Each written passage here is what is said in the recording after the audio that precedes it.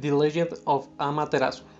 Amaterasu Omikami, the great divinity illuminating heaven, is the sun goddess, the most important deity of the Shinto religion, and ruler of Takama no Hara, the high celestial plane, the domain of the kami, or spirits.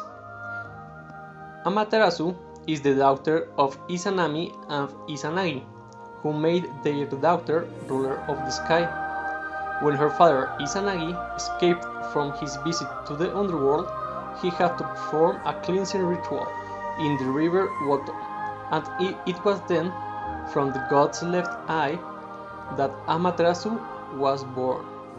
She is also the elder sister of Susanoo, the storm god.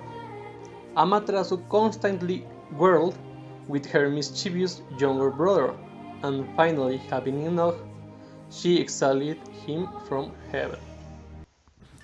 Welcome to Myths and Legends. Tonight we are going to tell to you the legend of the Amaterasu, the sun goddess for Japan. I hope this legend can please you curiously about gods and have a great time listening. Amaterasu and the Cave. Amaterasu had two siblings, who were born soon after: the god of the moon, Tsuki Yomi, a peaceful and composed child who was a fraction as bright as his sister, and the god of the seas, Susanoo, a boy with an awful temperament, whom was prone to violence.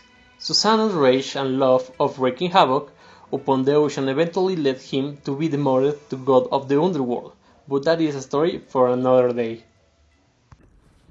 One day, Will is grieving on her room. Amaterasu befell a horrid attack by her brother. Infuriated by how beautiful and beloved she was, Susanoo killed the girl Mar and tossed it into her living room, ruining all the looms and the projects she had created. It is said that Susanoo's rage was to create that he killed on the tended girls in the room and attacked Amaterasu herself, causing the healthy goddess to flee her place. Amaterasu showed their fate in a cave within the mountains, refusing and shamed her like and joy uptown the world anymore.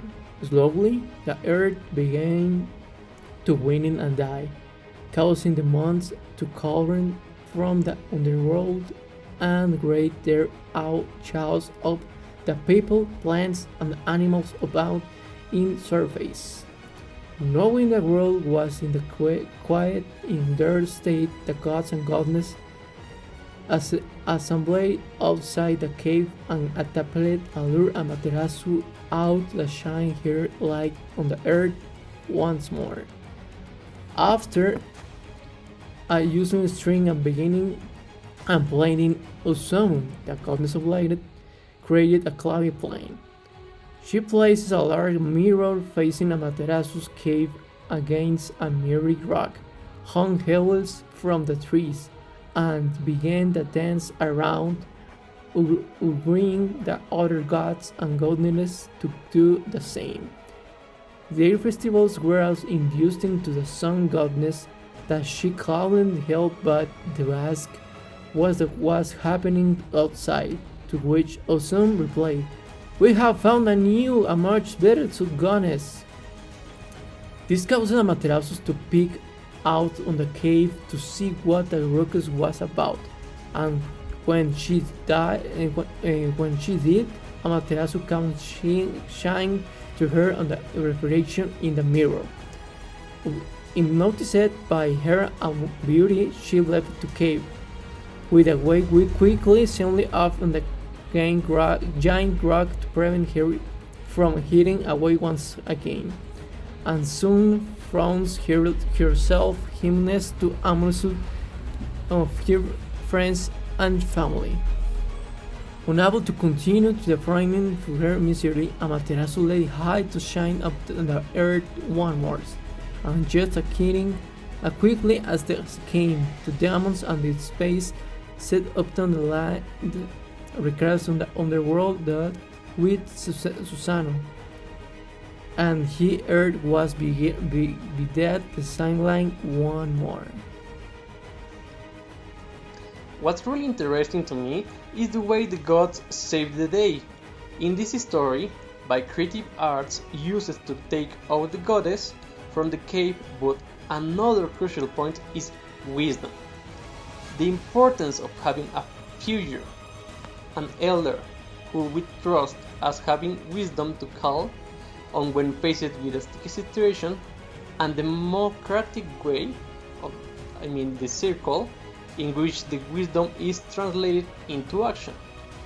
This story also inspires me to think that the temporary darkness befalling us is not the end of the world at all. It is rather positive.